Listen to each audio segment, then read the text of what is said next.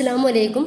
ഇന്നത്തേത് നിങ്ങളാരും ഇതുവരെ ട്രൈ ചെയ്ത് നോക്കിയിട്ടില്ലാത്ത ഒരു കിടു റെസിപ്പി ആയിട്ടാണ് വന്നിട്ടുള്ളത്. ഫുൾ ഹെൽത്തിയാണ്, നല്ല ടേസ്റ്റിയാണ്. നമുക്ക് നോമ്പ് തുറക്കുന്ന ആ ഒരു സമയത്തും നല്ല ചൂടുള്ള ഈ ഒരു സമയത്തൊക്കെ നമുക്ക് ശരീരവും മനസ്സും ഒക്കെ തണുപ്പിക്കാൻ വേണ്ടിയിട്ടും നല്ല ഹെൽത്തി ആയിട്ടും ഉണ്ടാക്കിയെടുക്കാൻ വേണ്ടിയിട്ട് പറ്റിയ ഒരു സൂപ്പർ റെസിപ്പി തന്നെയാണിത്. അപ്പം നമുക്കിത് ഉണ്ടാക്കുന്നത് എങ്ങനെയാണ് കണ്ടുനോക്കാം. വീഡിയോയിലേക്ക് പോവാം. ഇതിന് വേണ്ടിയിട്ട് ഞാൻ എടുത്തിട്ടുള്ളത് ഫ്രഷ് ക്രീമാണ്.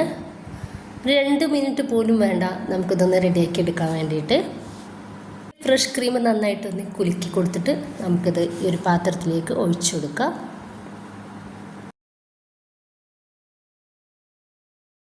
ഇപ്പോൾ ഞാൻ ഈ ഒരു പാത്രത്തിൽ നിന്ന് വേറൊരു പാത്രത്തിലേക്ക് മാറ്റി കൊടുക്കുന്നുണ്ട്. എന്നിട്ട് ഇതുപോലെ ആൻവിസ്ക് വെച്ചിട്ട് ക്രീം ചെറുതായിട്ട് നമുക്കൊന്ന് കട്ടിയിൽ ആക്കിയെടുക്കാൻ വേണ്ടിയിട്ട് ചെറുതായിട്ടൊന്ന് വിപ്പാക്കി എടുക്കാം.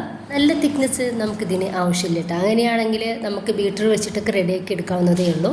ഒന്ന് ചെറുതായിട്ട് കട്ടിയായിട്ട് ടൈമിൽ ഞാൻ ഒരു 3 ടേബിൾ സ്പൂൺ പഞ്ചസാര അതൊന്ന് ഇതിലേക്ക് ചേർക്കുന്നുണ്ട്. ഇതിനെ കുറച്ച് പഞ്ചസാരയാണ് നമ്മൾ ചേർക്കുന്നത്. നിങ്ങൾക്ക് ഈ ഒരു സമയത്ത് ഈ ഒരു പഞ്ചസാര ആവശ്യമില്ലെങ്കിൽ ഒഴിവാക്കാവുന്നതാണ്. കുട്ടികൾക്ക് കൊടുക്കുന്ന സമയത്ത് എന്തായാലും കുറച്ച് മധുരം വേണ്ടി വരും.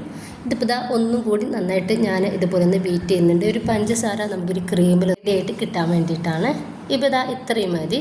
ഒന്നും കൂടി തിക്കായിട്ട് നമ്മുടെ ഒരു ക്രീം വന്നിട്ടുണ്ട്. ആ ഒരു പഞ്ചസാരയും റെഡിയായിട്ട് കിട്ടിയിട്ടുണ്ട്. ഈ സമയത്ത് നമുക്ക് ഇഷ്ടമുള്ള ഫ്രൂട്ട്സുകൾ ഇതിലേക്ക് ചേർക്കാം. ഞാൻ കുറച്ച് ആപ്പിൾ എടുത്തിട്ടുണ്ട്, ചെറുതായിട്ട് കട്ടാക്കിയതാണ്. കുറച്ച് കറുത്ത മുന്തിരിയും പച്ചമുന്തിരി എടുത്തിട്ടുണ്ട്.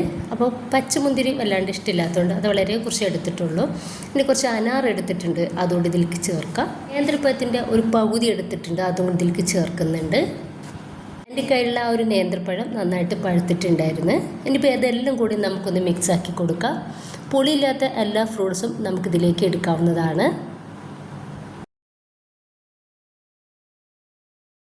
ഇനിയിപ്പോൾ നമുക്ക് ഇതുപോലുള്ള പാത്രത്തിലേക്കോ ഗ്ലാസ്സുകളിലേക്കോ ഒന്ന് സെർവ് ചെയ്യാവുന്നതാണ്. ഭയങ്കര ടേസ്റ്റാണ്, നല്ല ഹെൽത്തിയാണ്.